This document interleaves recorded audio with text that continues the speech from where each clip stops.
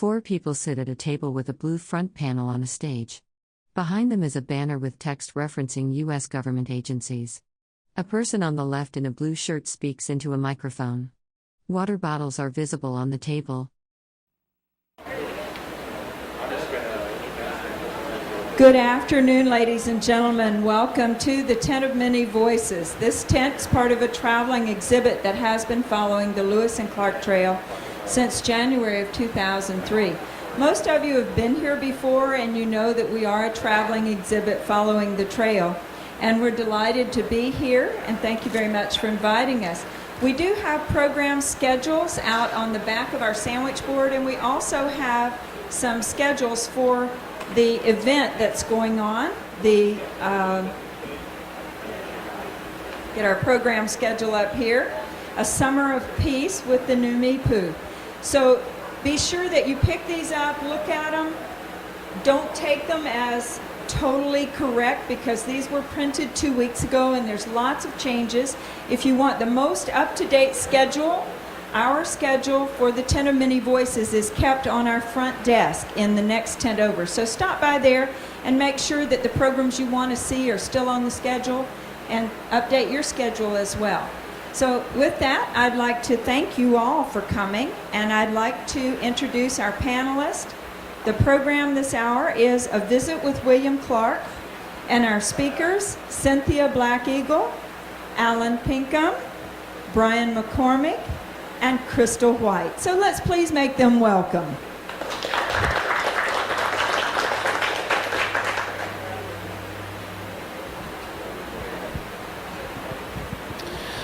Good afternoon. My name is Brian McCormack.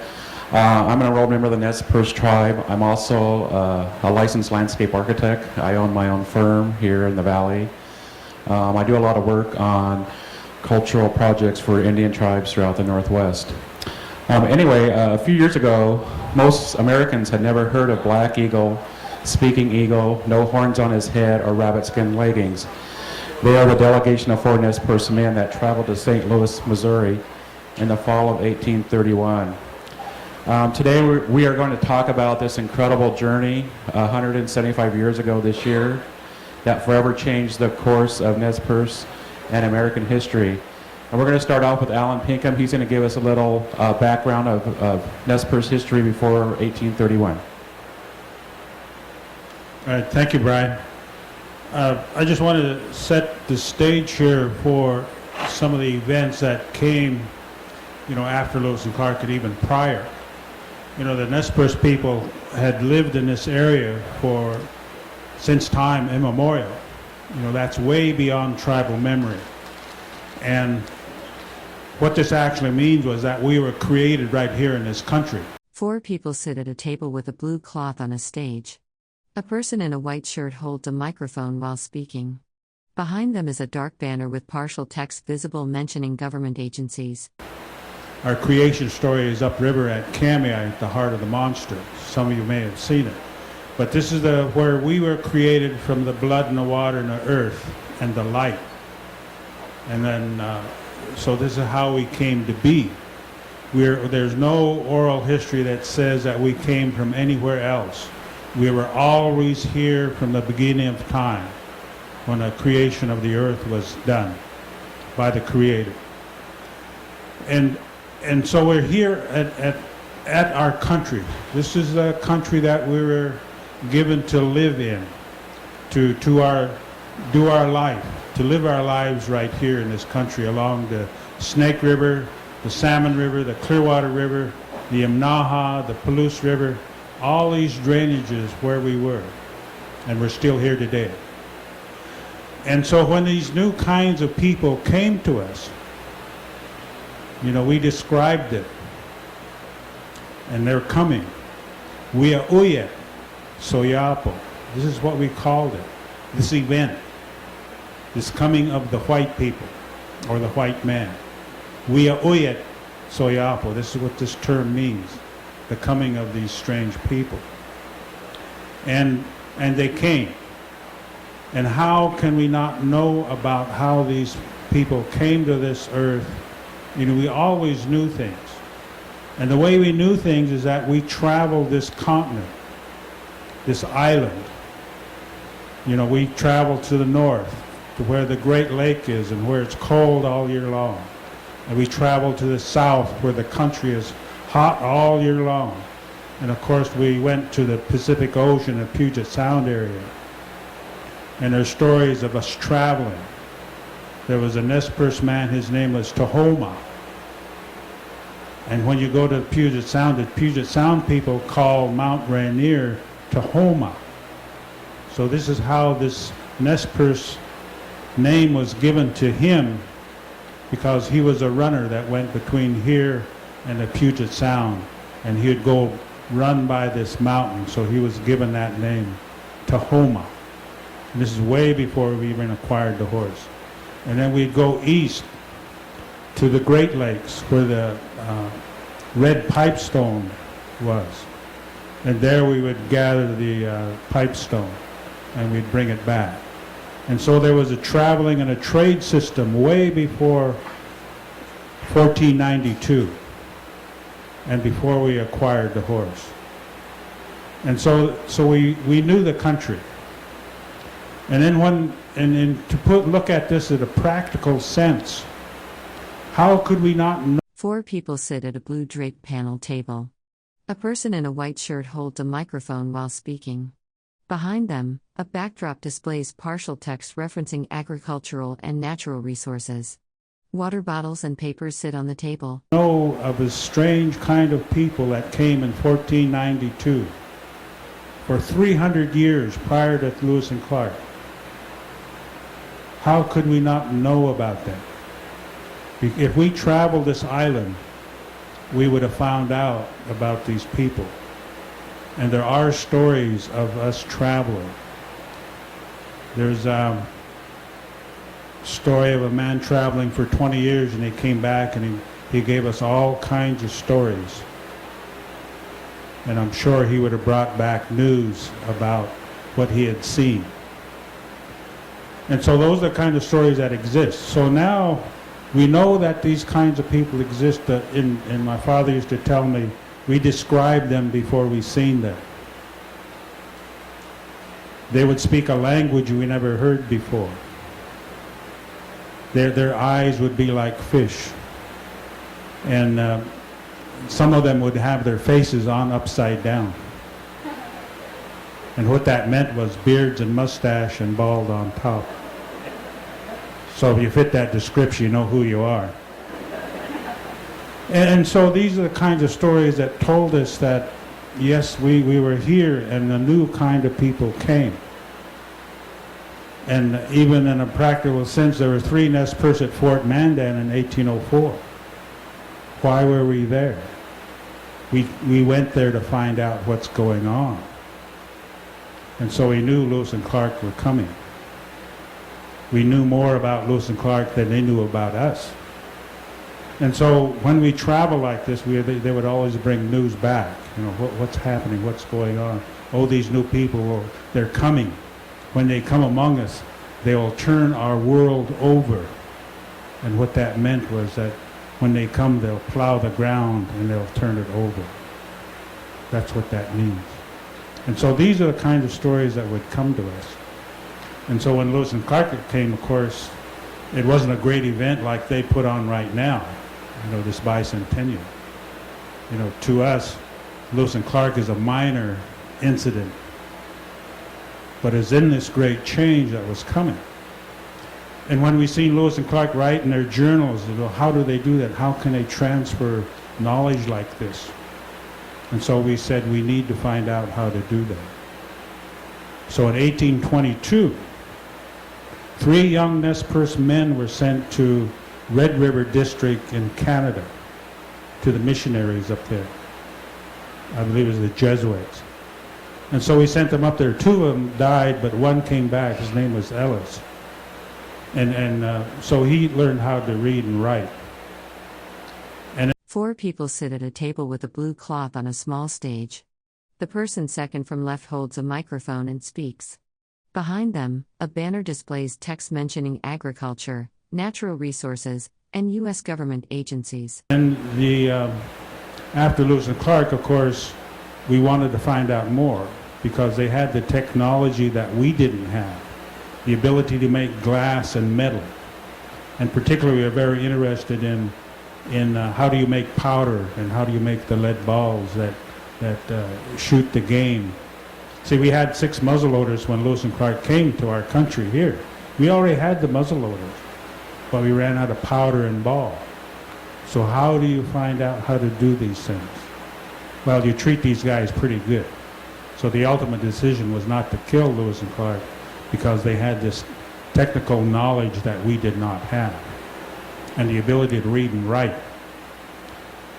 And so as things went on after 1822, then it became, a conflict between two cultures.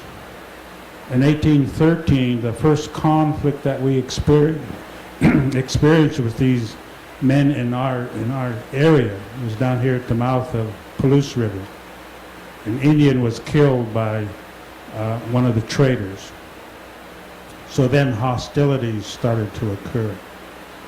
And then they said, well, how can we prevent us from having all these problems with the traders and trappers and these early settlers that were coming in?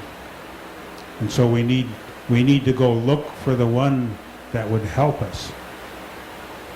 And his name happened to be William Clark of the Lewis and Clark expedition. So now we were trying to solve our problems, so we went to St. Louis in 1831. And the names of these men were just given to you. So this is the stage, this is the beginning of this great change that's coming to us. We knew that this was going to happen because the prophecies or the foretelling of these events were brought back, I can imagine, by the men and those family groups that traveled out to the Great Plains and past Tahoma and then to the Southwest, where we found another kind of human being that wore hats and they wore little blankets, and they called themselves Spanish. So these things are the things that were setting up this trip of 1831, and that's why this committee is here, and I'd like to pass the microphone on to someone else here. Thank you.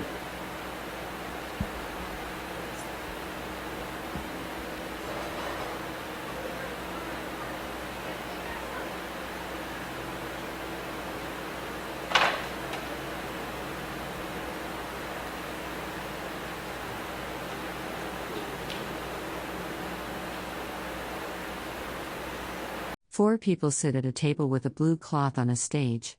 A person in a blue shirt sits facing them. A woman on the right holds a microphone. Behind them is a dark backdrop with partial text visible. The 4 Nez Perce warriors traveled from present-day Idaho to St. Louis in 1831, an expedition very similar to that of Meriwether Lewis and William Clark 25 years earlier. When the Nez Perce arrived in St. Louis, they sought out General William Clark, then the Superintendent of Indian Affairs for the Missouri River Country and the Pacific Northwest. In mid-October 1831, the party arrived in St. Louis. Bishop Rosati wrote a detailed, if very biased, account of their stay on December 31st, 1831. Several other colorful accounts have been given regarding the delegation's stay in St. Louis. However, the underlying concept was that these 4 warriors were there to ask that the people of St. Louis give them something connected with religion and, more importantly, education. Nobody in St. Louis spoke the Nez Perce language, and thus all communication was done via sign language. Therefore, the people of St. Louis could not completely understand the specifics of the Nez Perce request. Having been exposed to new ailments and lacking immunization, the elder 2 warriors, Blackeagle and Speaking Eagle, also known as Men of the Morning, sickened, died, and were buried a few weeks after their arrival in St. Louis. Prior to their deaths, both were given Catholic rites and were buried in the Catholic cemetery. Their remains were relocated several times and were finally laid to rest in a then unmarked mass grave at Calvary Cemetery. After the deaths of Blackeagle and Speaking Eagle, no horns on his head and rabbit skin leggings dropped from sight. On March 26, 1832, they left on the steamer Yellowstone, an American Fur Company boat. They met up with George Catlin, who painted them while aboard ship. According to an account by Catlin, No Horns on his head succumbed to disease soon following the Yellowstone's arrival at Fort Union. Rabbit Skin Leggings was left to return home alone. He crossed the Montana plains and met up with the Nez Perce at a camp in the Buffalo Country. Later that fall, he was killed in a fight with the Blackfeet on the headwaters of the Salmon River. While Rabbit Skin Leggings did not return with teachers in tow, this one event was a catalyst sparking the missionary movement in the West. While the reason for the journey is debated even today, this remarkable undertaking forever changed the face of Western history.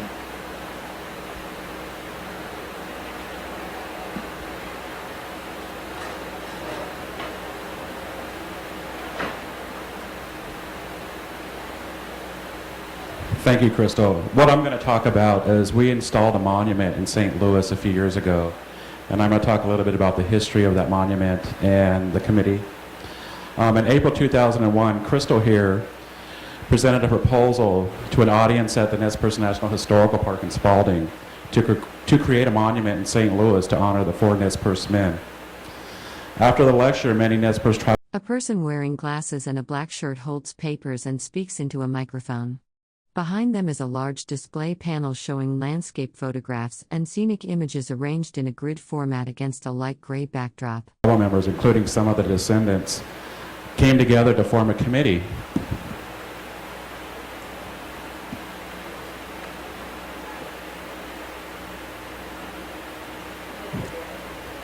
Too far away? Okay.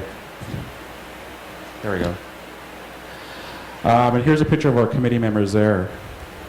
The goal of this new committee was to assist Crystal in writing grants, fundraising, planning, and design of the proposed Nez Perce monument.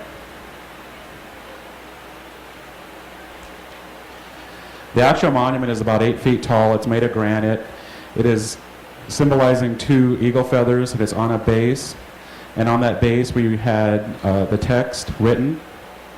Approximately 2/3 of the cost was covered by several grants. It was about $42,000 to build this thing. The remaining third of the project, the money was raised through t-shirt and program sales, private and church group donations, raffle proceeds, and some money from the Nez Perce tribe.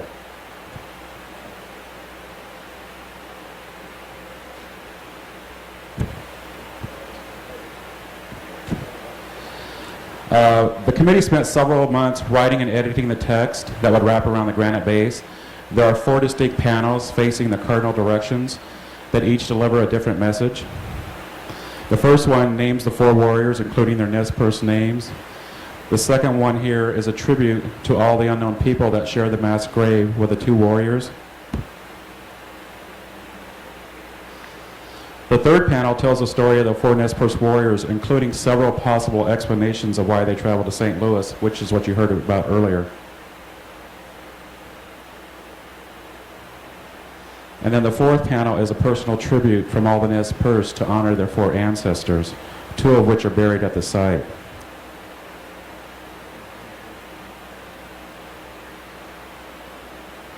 In conjunction with the unveiling of our monument, the committee held a local ceremony at Spalding. After that ceremony, we went over to St. Louis, Missouri in March of 2003.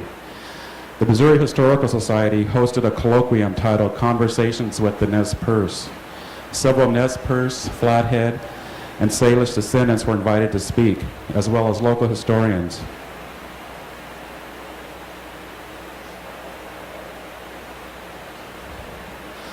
Following the lectures, we also served lunch in the museum, and the Nez Perce quickly got dressed in the regalia and demonstrated some of our traditional songs and dances. There was a huge crowd there, including many children from the local schools. Throughout the month of March, there was also an exhibit at the museum that featured many personal items from tribal members, including some of their beadwork and their corn husk bags. A person wearing glasses and a black shirt holds papers and speaks into a microphone. Behind them is a display board with historical images and portraits related to the Lewis and Clark expedition.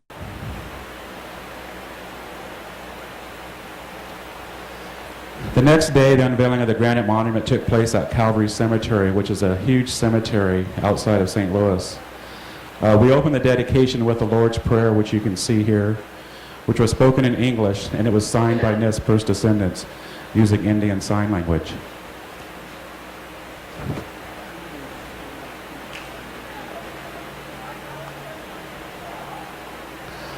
The local newspaper in St. Louis estimated there were about 75 Nez Perce descendants that traveled to St. Louis for our ceremony, along with about 150 people from throughout St. Louis and beyond. Several dignitaries were also there to honor the four Nez Perce. Currently, our committee is trying to build a monument here in our area so people will be able to read about the story. We were awarded a challenge cost share grant from the National Park Service, and we're going to be doing a local monument up at Kamei at the Tribal Wayas Center. We're probably going to start that maybe next month after we get all the paperwork signed at the Park Service. So hopefully by the end of the year we'll get this monument done. We're going to do some interpretive signs and a native plant garden. And what we're hoping to do is hopefully have a series of interpretive signs on tribal lands that can tell our own history for visitors to see. Right now I'd like Cynthia to talk about some of her perspectives of the events and her family's comments about this whole process. A person wearing glasses and a black shirt stands at a microphone on a stage. Another person in a white shirt is visible to the left. Behind them is a dark banner with partial text visible. Good afternoon, I'm Cynthia Blackeagle. I have one daughter, Shannon, and one grandson, Lorenzo. I don't want to boast, but Blackeagle is one of my ancestors on my father's side, and on my mother's side is Speaking Eagle. But my famous warrior is no horns on his head. A person in a blue shirt speaks into a microphone while seated at a panel table.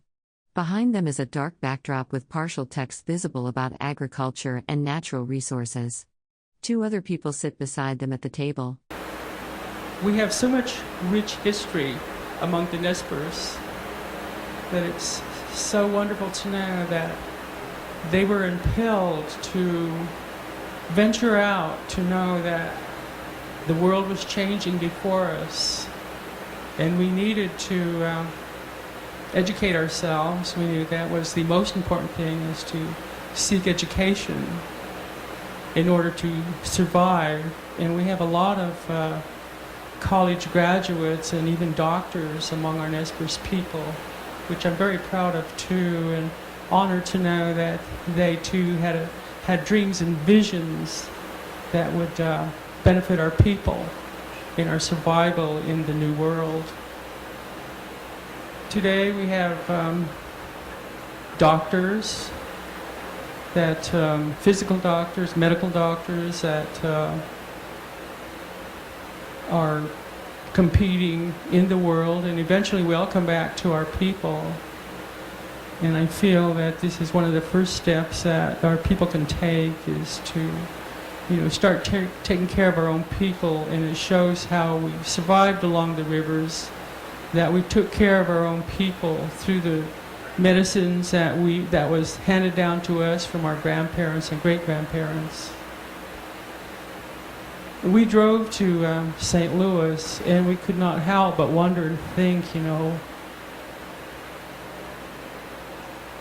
these warriors leaving their homes, venturing out, not having any idea whatsoever what is before them, but that strength in their hearts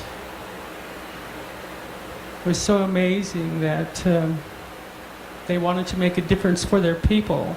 And to do that, you would have to go out. Our people walked distances, but that's quite a ways. St. Louis is a long ways, about 1,700 miles, about 2,000 miles away from here. And as we were cruising over there, you couldn't help but notice all the casinos. I didn't get very lucky, but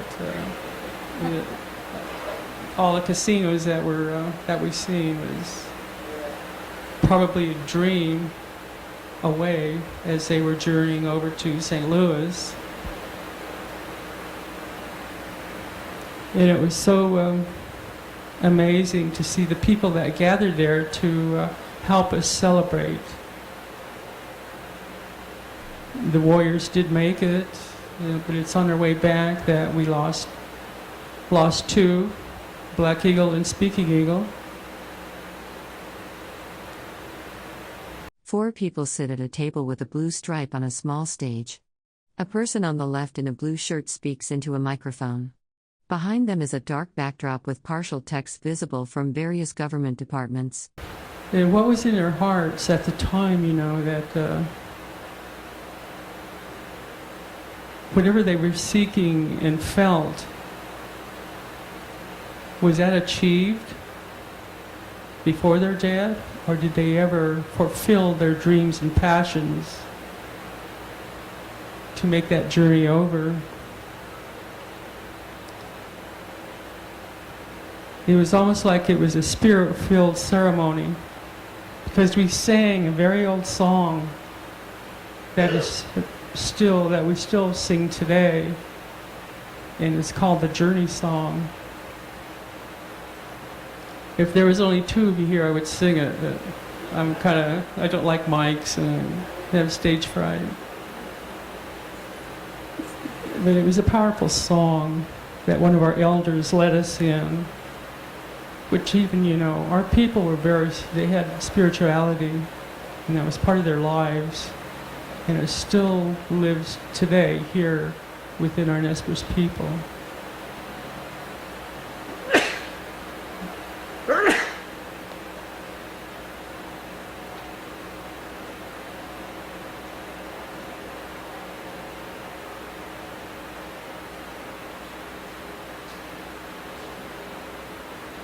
The opportunity was quite an honor to know that we had valiant warriors that were ready for this change and wanted to make a difference for their people.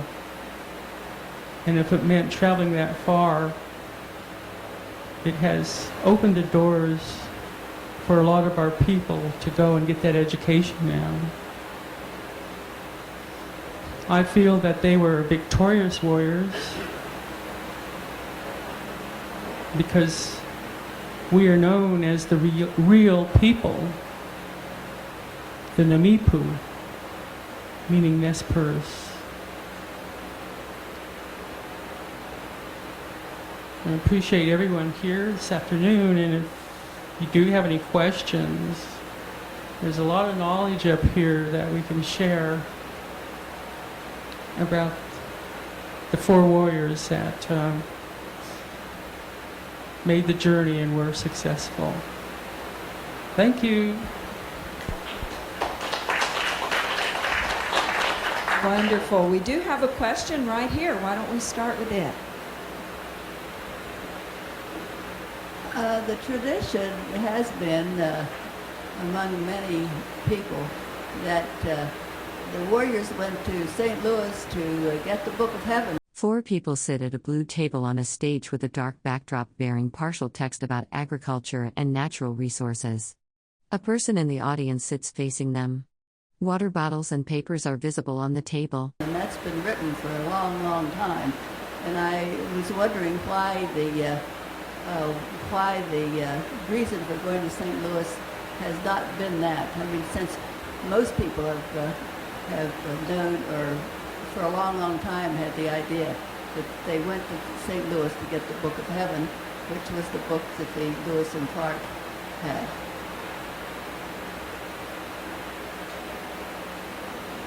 Okay. All right, Alan.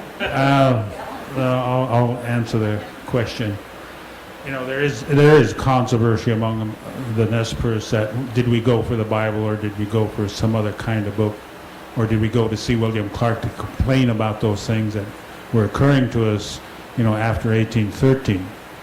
And there is a little bit of doubt here, but then from my perspective, from my family, particularly my father, he always told me we never went to St. Louis looking for the Bible. It just wasn't, it didn't occur that way. There's a lot of speculation that the Indian Sign Language for the book is like opening the page of a book. When you lay it out, you open it up this way. Well, no one understood Nez Perce and St. Louis, so you would use sign language, and then the book, like you open the book. Well, the missionaries got a hold of this and says, oh, these poor savages are looking for the Bible. It really wasn't that. You know, according to my oral history that I received, it was never looking for the Bible. But the book is the book of knowledge. And so if the Bible is considered a book of knowledge, then it becomes part of what we were seeking. And from the Bible, of course, comes a great deal of knowledge, but then the technology of the day is, how do you learn how to do the things that we don't have and possess? See, that's another aspect. Lewis and Clark said that, yeah, we'll send you traders and you'll be able to come and get some of these goods when we send these traders out to you. Well, it never occurred directly. A lot of the traders came down from Canada. They were not United States. And there were some coming in from the United States, and we called them Bostons, because that's where they actually came from, Boston. But the ultimate decision here is we weren't looking for the Bible. But what came out of this misunderstanding is the mission. 3 people sit at a blue draped table on a stage. The person in the center speaks into a microphone. A partial banner behind them lists various government departments and agencies. Water bottles and papers are visible on the table. Missionaries. Because there is a letter written by Reverend Spalding. But I think it's more of a fabrication than a real authentic, translation of what we really wanted. Well, when missionaries heard of this, they had Reverend Spalding put it down as, yes, we went to St. Louis in 1831 looking for the Bible. And there is this controversy, but according to my history, we really weren't looking for the Bible. It was the technology of the day is what we really wanted. And how do you get lead and powder, for your muzzle loaders? So that's what we really were looking for.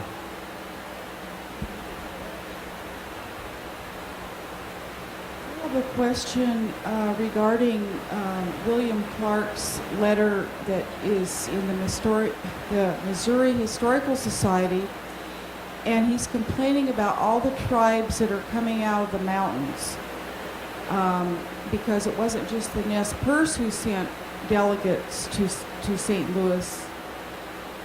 A number of tribes were doing this because he was the head of the Indian office. And I'm going to paraphrase, but he's saying something like, why are they coming to see me as if I have anything to do with their affairs, as if I can solve their problems? And, forgetting that he had promised peace and friendship. And I guess if you could elaborate on that. And then I know you've mentioned before about, we felt that there was other reasons that we would have it in well with the United States, and yet we were having all this murder taking place. So if you could elaborate on that a little bit.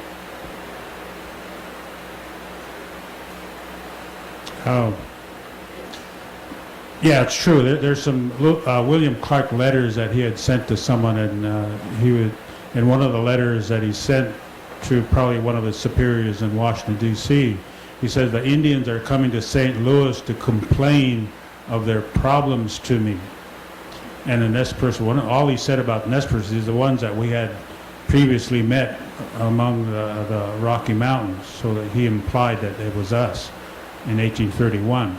But then the Iroquois and some of the eastern tribes are also bringing back problems to him in St. Louis, because the eastern tribal people are being dispossessed and relocated and pushed west because of the settlement coming westward. So he was not only getting complaints from the Midwest and Western tribes, he was also getting complaints from the Eastern tribes because they were suffering just as much. 4 people sit at a table on a small stage with a blue cloth.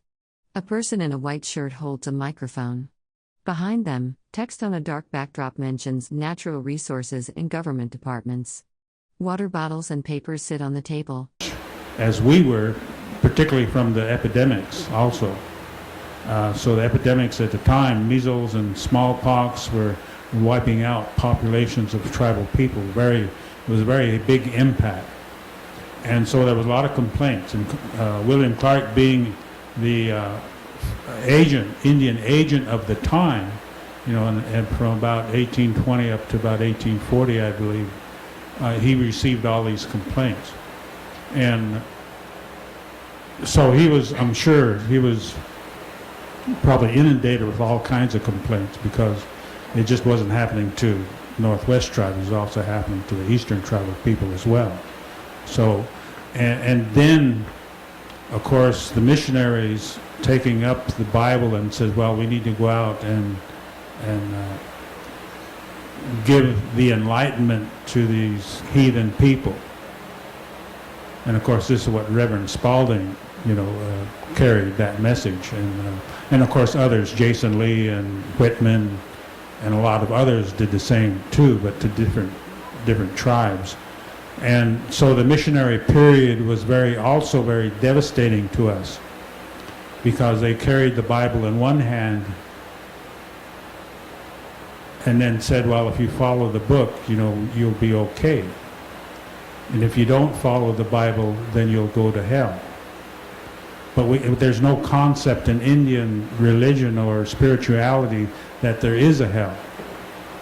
So there was a contrast in what they were telling us.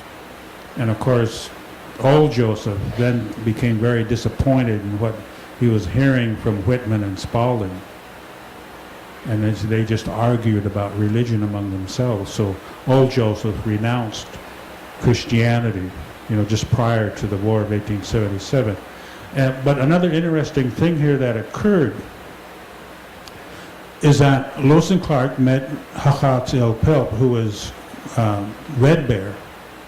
And there's a lot of descendants of Red Bear. There's hundreds of us.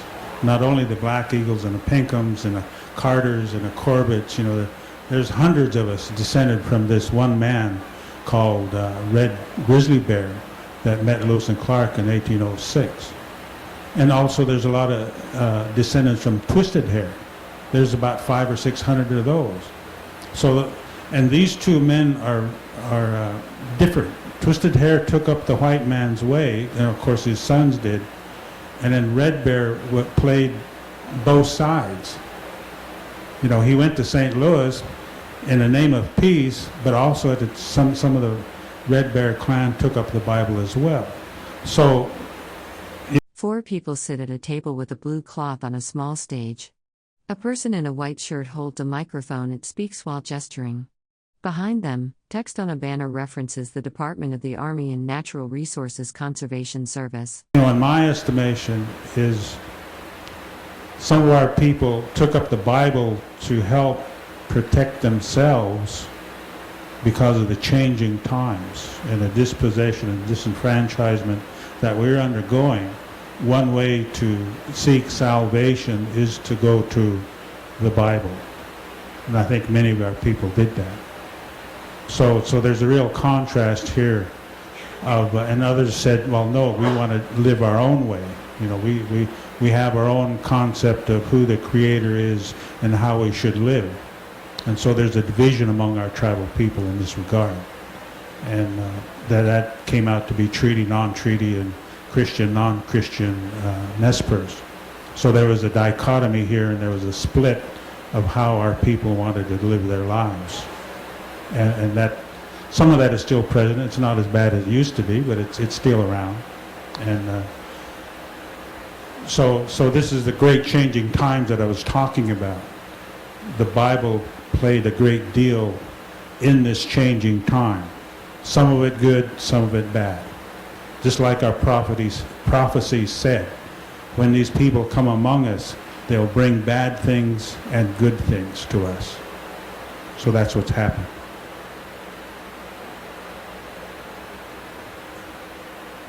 We do have time for another couple of questions. If any of you have a question that you'd like to ask. You do have a wealth of knowledge up here, and pretty amazing. I would like to ask about your memorial that you're planning, and that's going to be in Kamiai. and your funding is there? Do you have your plans? What's your status of your memorial statue for Kamei? What stages have you gotten to with that? What we've done so far is we just were notified in April from the Park Service about the challenge cost share. So we're still working on the contracts for that. After we do that, we'll probably get started on the design phase. And Chris and I worked on several interpretive projects, mostly in Oklahoma and Kansas. But what we'll do is we have set up an advisory committee that helps us determine what texts we're going to talk about, and plus our St. Louis Warriors committee that's already in existence will help us determine what we're going to talk about. What we've initially thought about is we're going to do 2 panels. We're not going to actually do another monument like we've shown, because that was really expensive, but what we want to do is more like interpretive panels. And on one of the signs we want to talk about the history of the 4 Nez Perce warriors that went over there. And then on the other panel, we want to actually talk about the monument and everything that's happened over in St. Louis. 4 people sit at a table on a stage with a blue front panel. A person in a blue shirt sits on the left, while a person in a white shirt with a microphone speaks to the group. 2 other people listen from the right side of the table. Since we built that thing, that monument has become very popular and almost famous in St. Louis. That cemetery is very popular. I guess they do tours through there, and it's become like their #1 stop on their tour through the cemetery. So, but in conjunction with this project in Kamei, we also want to do a Nez Perce native plant garden, just to highlight some of our traditional plants. We're not going to really talk about their uses, but I think just so we can do some future interpretive sites up there at Kamei. So there's really a lack of interpretation from the tribal perspective just throughout our reservation, so we want to start with that project there. Awesome. A couple of questions. Let's take those real quickly. I just thought of a good idea, Brian. Why don't you get those tour guides in St. Louis to charge an extra $1, and they can get you some money for another nifty monument in Kamei to add to your interpreter signs. There's an awful lot of people over there that would probably donate something.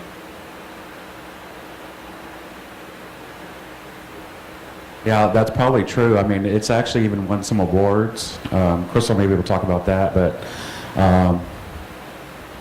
so it's a Catholic, yeah, and she can talk more about that. I mean, but I mean, I know the guys that actually built the monument have submitted it to like a headstone award thing, and they've won, like the national award, and so no, we didn't actually get credit sometimes. So, so that's kind of just frustrating for us living way over here. So, Actually, I have a question for Crystal, and maybe you could elaborate on that, Crystal, what he said. But I'm really curious about your research on St. Louis and how difficult it was for them to communicate. And I think that's important to talk about, because when you read that letter that was supposedly translated from the Nez Perce who were there, the delegates, to me, I don't understand how they could have possibly have said what's in that letter based upon what little they could communicate on. And I guess the other thing that really bothers me is that, and I think what may have occurred, this is just me thinking, that because one of them or 2 of them had a Catholic rite when they died, and of course you would be thankful for someone helping you as you're in that sacred time of leaving this earth. And they may have just assumed, he could have been saying, yeah, our people need help. 4 people sit at a table with a blue front panel on a small stage. A person in a blue shirt sits on the left. 3 others sit to the right, 1 in a white shirt with a graphic, 1 speaking into a microphone, and 1 in a white shirt. A banner behind them shows partial text about natural resources and government departments. They're being murdered or whatever, and the Catholic priest may have actually started that. I don't know. But if you could talk about those 2 things, thank you. The letter, do you mean the one that I had the rabbit skin leggings and our horns? That is widely disputed for exactly the reasons that you said. Nobody there spoke Nez Perce, so if it actually occurred, and actually most of them spoke French that wrote it down, so for it to get to English, it would have had to have gone from sign to French to English, whoever wrote it down, however interpretation. So as far as the historical field, it's a nice, nifty little thing, but it's not really given a lot of credit as being something that can be proven to have happened. A lot of people have said they heard this happened, but as far as those who actually have come forward and said, yes, we witnessed it, there really isn't the documentation for that. As far as the Catholic rites go, the two men were actually nursed by Clark's wife. And it was a highly Jesuit community, so if they hadn't been given Catholic rites, they would have been put in a pauper's grave because there was no other option. So for them to have been given that right, it was actually a really nice and caring thing for that to have been done. Assumptions aside, it allowed them to be buried at the cathedral, which is where downtown St. Louis by the Arch. So if they hadn't been given the rights, they would have been in a pauper's grave. For example, Chief Pontiac of the Ottawa is buried in a pauper's grave, which is now beneath a parking garage across from the old baseball stadium. So that could have been the fate of these two had they not been given those rights. Yes, sir.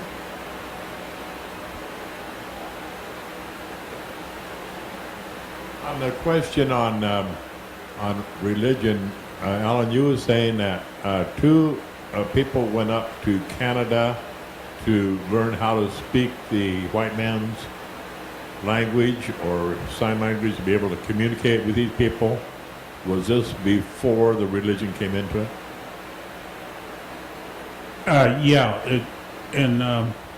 The thing that my father would tell me is that we wanted to learn how to read and write. And at Red River in Canada was a mission that taught how to read and write. And of course, the Bible came in with that association as well, too. So religion is connected in that way. But, and there were three. Two died at the school, and then one survived, and he came back, and he could read and write. His name was Ellis. And he became important in the treaty-making process in Walla Walla in 1855 because he could read and write. 4 people sit at a table on a small stage with a blue front panel. A person in a blue shirt sits on the left, while 3 others sit to the right. The person second from left wears a white t-shirt, another holds a microphone. A water bottle and papers are visible on the table. And he was a Nez Perce.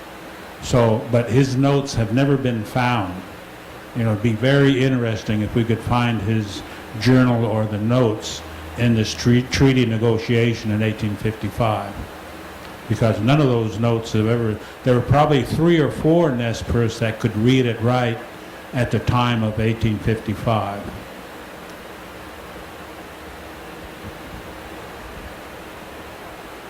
All right, one other question here.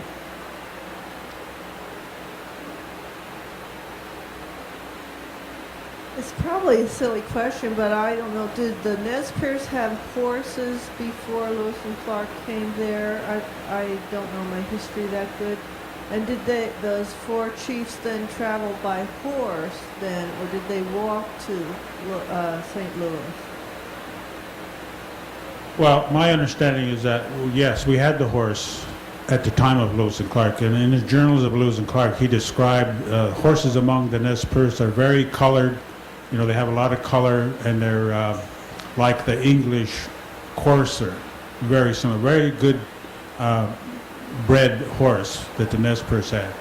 And we practiced gelding at the time, so we would eliminate, of course, the stallions that weren't as good as the others. So, and that's why the herds became very well developed. And we probably got the horse about 1700.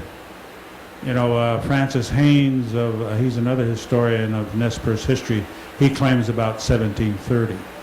But because the trade route between the tribes is so fast, and we learned about these things very quickly, on my estimation, it wouldn't take more than 2 decades for the horse to come up to the northern plains after the Pueblo revolt of 1680. So it would only taken a couple of decades to get up to the northern plains. And if you had seen a strange animal you never seen before, what kinds of questions would you ask?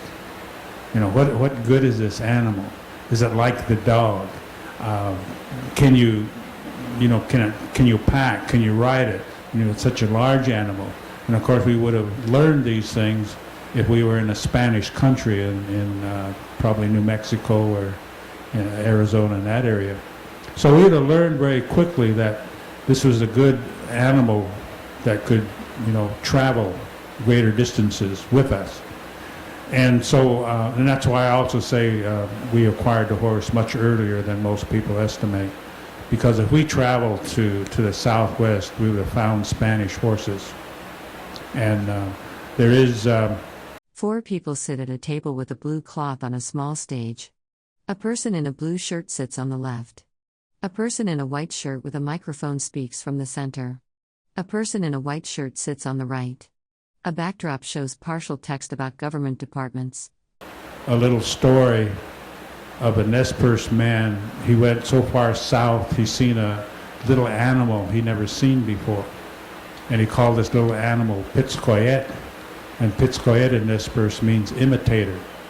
And this little animal he's seen was a monkey. So that's how far south we went. So that would have been well into Oaxaca and maybe, you know, that area. So we traveled great distances, but then when a horse we acquired, now there's some tribal people say there was even horses way before Columbus, that the horse was already here. Well, there was a prehistoric horse here. That's been proven. Now whether that was a horse that we utilized, I don't know. But this European horse, the Soyapo, the crossed water people, brought this animal. And the reason why I relate it to the dog is that when we call the horse, we called it Sikhem. And Chocomco is the dog. So we named the horse the first part of the dog's name. Sikhem, Chocomco. Very similar in sound. So we just named the horse the short version of the dog. So once we acquired the horse, then we traveled all over the place. There's a story of a Nez Perce man. He went to a place called Cincinnati. And of course, that place now is Cincinnati, Ohio.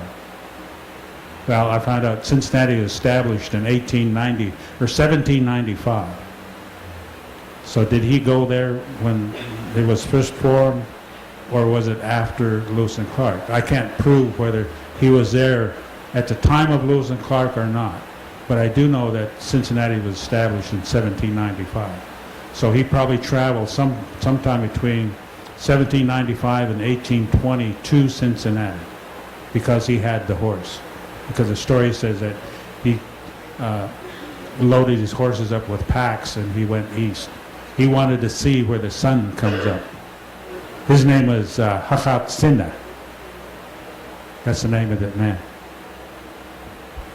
I think we're out of time for questions. Would you all be willing to answer questions in the back after the program's over? All right, and please let's thank our panel.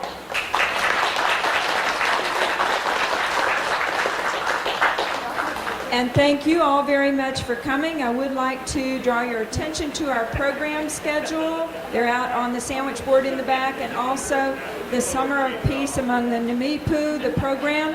These were printed a couple of weeks ago, so there are some changes in them.